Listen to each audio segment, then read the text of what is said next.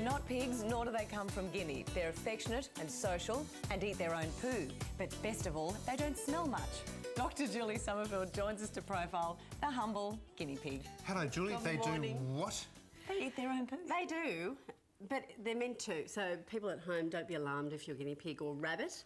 Why would they do that? But they don't eat all their own poos. They only eat special, soft, sticky overnight poos that are from their cecum.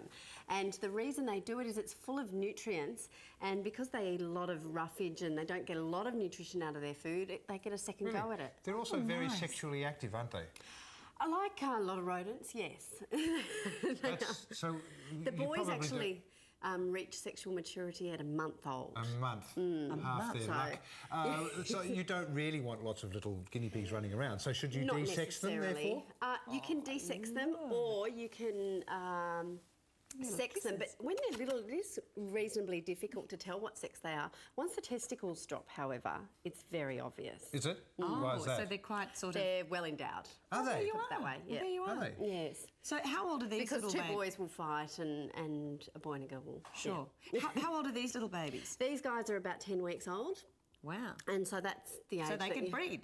Yeah.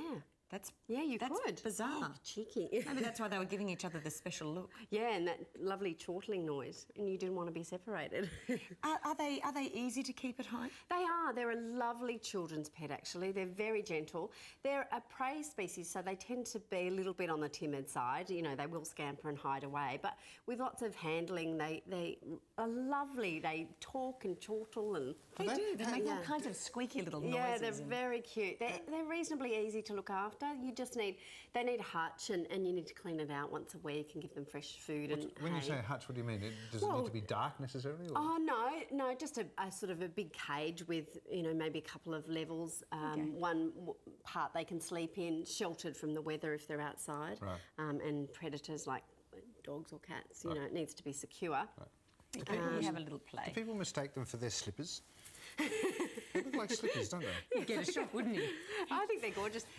This particular type are Abyssinian, and they've got these all over their body, these little rosettes, tufts of hair, so it looks like they're having a bad hair day. But you can get short-coated ones, which are a little bit easier. Do you need to groom them? I mean, do they get matted and stuff? No, not really. The longer head, there's Peruvian ones, which do look like just a mop. They're just like this mop of hair, and they do need a bit more looking after. So if you don't want to be doing too much, probably the short-coated ones are better. What about vaccinations and things? What are they susceptible to? Look, they're pretty healthy actually, and with a lot of these little guys, it's more husbandry problems that lead to illness. So if they're not kept in particularly hygienic situations, or they don't have a good diet, or things like that, tend to cause illness more than anything else. But like a lot of rodents, they have continually growing teeth, so they grow throughout their lives. So if there's what's called a malocclusion problem, where the teeth don't line up properly, they will grow and need to be trimmed by your vet. And you were asking about the claws before. Sometimes they need trimming. So just with the teeth. So how would they?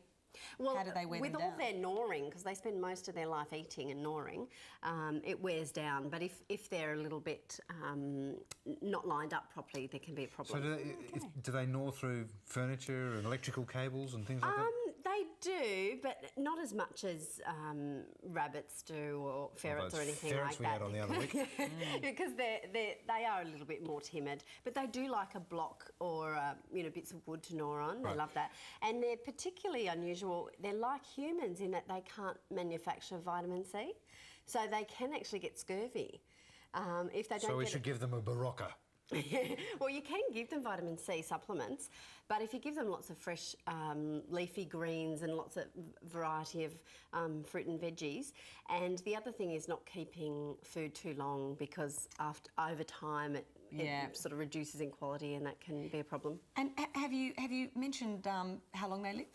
Oh, they live for about 4 to 7 years. Really? It's not long, is it? It's not long. I worry about children seeing the death of their little guinea pig. I mean, Well, if you get your child... It's a good life. Yeah, it's a good life lesson that they learn along the way, isn't it? But it's an inevitable life lesson, I suppose. Yeah, but it's learned very young, isn't it? If they get one of these at the age of 3 and it's passing away by the age of 7, it's very young, isn't it? Yeah, it is, although often kids start to lose interest in their pets anyway, and the parents have to look after them, so parents don't mind. They'll be up for an upgrade. Oh, great.